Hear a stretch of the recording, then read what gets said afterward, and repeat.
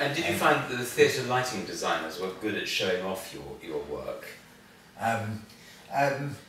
It depended, Yeah. yes. I mean, theatre had an attitude of cutting the designer out of it, and it's now me, lighting, right? Yes, So, yes. they're not easy to talk to about with suggestions. Yeah.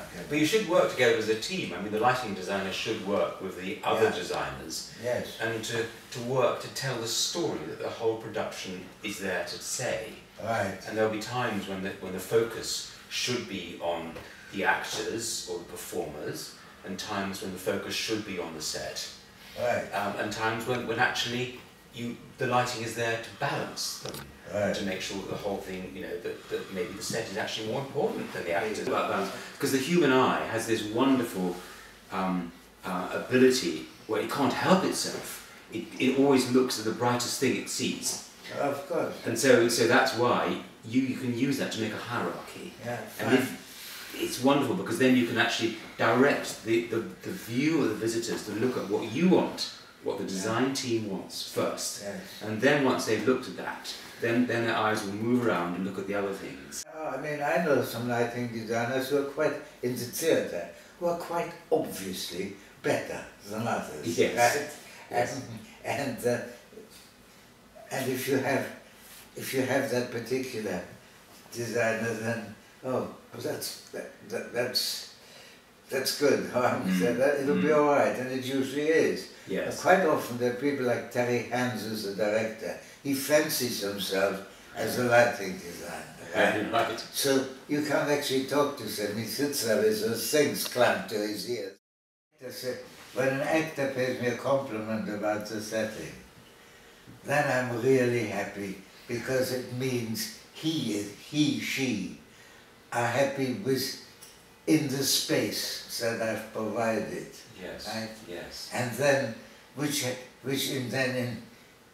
helps their performance, helps their character, helps their interpretation, because the compliment to me means I like being in this space, right? Yes. Which in turn is then a help to the actress, the actor, the singer, the dancer, whatever. My team lit the Terracotta Warriors in the Right. British Museum. Did they? Yes.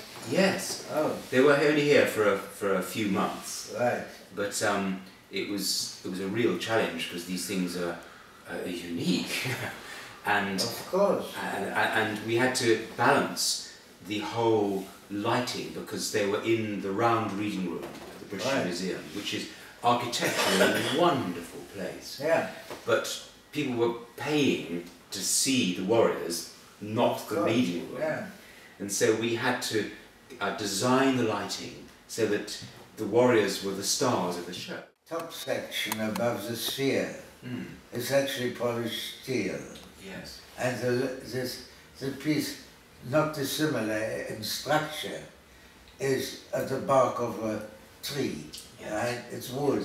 Yes. So, lighting-wise, you might be able to achieve this look of quality between the highlights on the steel and the opposite look at the section below. What I love about your piece, Ralph, is the variety of textures, and the lighting you can choose with the lighting which to show off. Right. If I start lighting it from the side, I can really make the textures show up. I can make that metal at the top look really quite aggressive. It's almost like a saw.